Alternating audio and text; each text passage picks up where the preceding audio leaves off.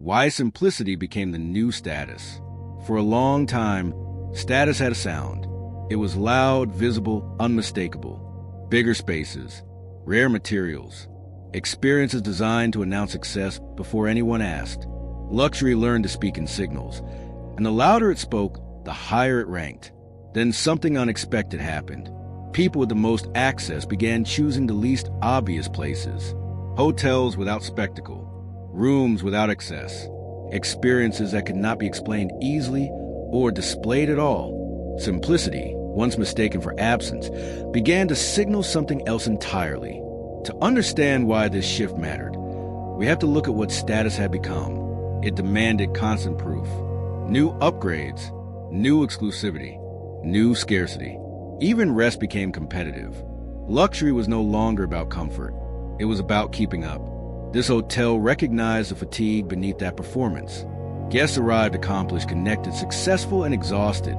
They did not want more. They wanted less friction, less explanation, less visibility. The design response was radical in its restraint. Nothing here was rare for the sake of rarity. Materials were common, but perfectly chosen. Spaces were modest in scale, but exact in proportion. There were no signature features to photograph, no moments designed to impress. Everything unnecessary was removed. At first, this confused people. Without visible markers of cost or effort, how could status be communicated? How would guests recognize what made this place special? The hotel offered no answer. It didn't need to, because something subtle began to happen. Guests stopped signaling. Phones stayed away. Conversation softened. Without spectacle, comparison lost its footing. Simplicity did not feel like lack. It felt like confidence. But simplicity carried its own risk. Without excess to hide behind, every detail mattered. Every choice was exposed. Simplicity demanded precision, not minimalism for effect. If anything felt careless, the entire illusion would collapse. As the first guest settled in, the team watched closely. Would simplicity be read as humility, or as status stripped of its armor? The answer would not arrive through design critique. It would emerge through behavior, and how guests occupied space once there was nothing left to prove. Behavior changed almost immediately. Guests moved more quietly. They lingered without announcing themselves. Without spectacle to perform against, presence softened. Status no longer needed to be asserted, because nothing in the space responded to it. This revealed something unexpected. When simplicity removed comparison, people relaxed. They stopped scanning for cues that confirmed importance. Without visible hierarchy, status anxiety dissolved. The hotel had not removed luxury. It had removed the scoreboard. This unsettled some guests at first. Accustomed to being recognized through environment, they felt briefly disoriented. Where do you stand when nothing reflects you back? The hotel offered no mirrors for ego. It allowed that discomfort to exist. And then something shifted. Guests stopped trying to distinguish themselves. They occupied space more evenly. Conversations became less performative, more attentive. Without constant signaling, attention turned inward, toward experience rather than image. The conflict sharpened as simplicity attracted attention. As word spread, visitors arrived looking for the secret status signal, the hidden code, the subtle luxury others might miss. They searched for meaning behind restraint. The hotel remained silent. It refused to become a puzzle to be solved. Designers resisted adding narrative, explanation, or justification. Any attempt to frame simplicity would turn it back into a performance. The value of the place depended on its refusal to comment on itself. Over time, a pattern emerged. Guests who stayed longer adapted. They stopped wanting recognition. They stopped documenting. They stopped curating their presence. Simplicity no longer felt like an aesthetic. It felt like relief. Yet this transformation raised a deeper question. If simplicity had become a new form of status, was it still simplicity, or had it merely replaced one performance with another? The answer would require something more difficult than design discipline. It would require letting simplicity remain unclaimed.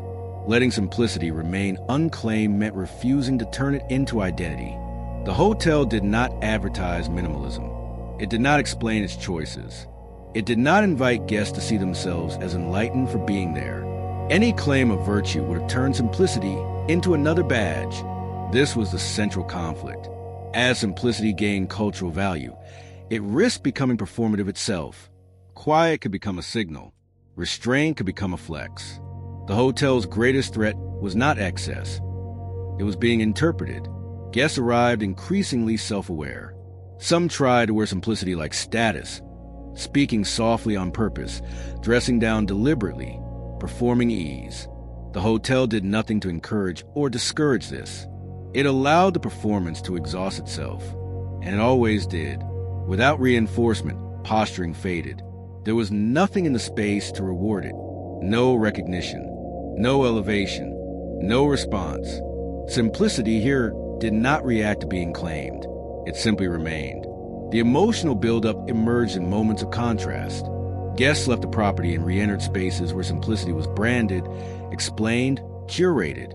Suddenly it felt loud, self-conscious, heavy with intention. Returning to the hotel felt like stepping out of a costume. This revealed the difference. True simplicity did not announce itself. It did not require agreement. It did not ask to be seen as meaningful. It existed whether anyone noticed or not. The hotel became a place where people could drop the performance of restraint just as easily as they once dropped the performance of excess. Nothing needed to be demonstrated. Nothing needed to be curated. Simplicity stopped being something to achieve. It became something to rest inside. Guests began describing the experience not as minimal, but as clear. Clear of signals, clear of comparison, clear of pressure. The hotel had not created a new status language.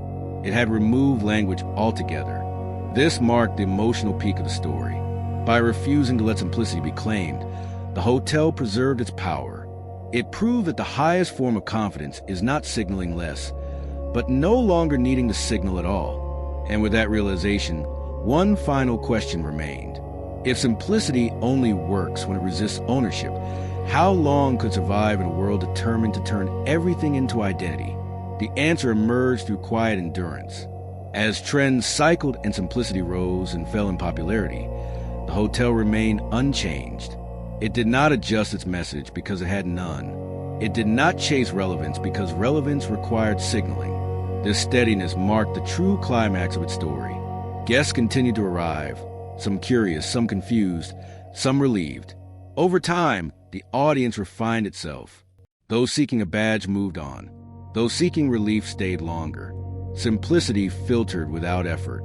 The resolution unfolded gradually. What once felt radical began to feel obvious. Without excess, without explanation, without display, the experience settled into something deeply human. Guests spoke less about status and more about ease. Less about luxury and more about clarity. The hotel did not redefine status by claiming simplicity. It allowed simplicity to redefine status on its own.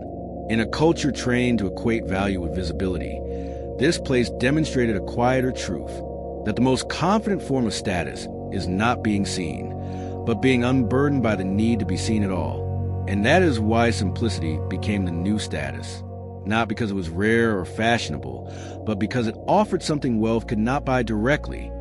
Freedom from comparison, freedom from performance, freedom to exist without explanation. Sometimes the smallest shift in perspective becomes the beginning of a new future.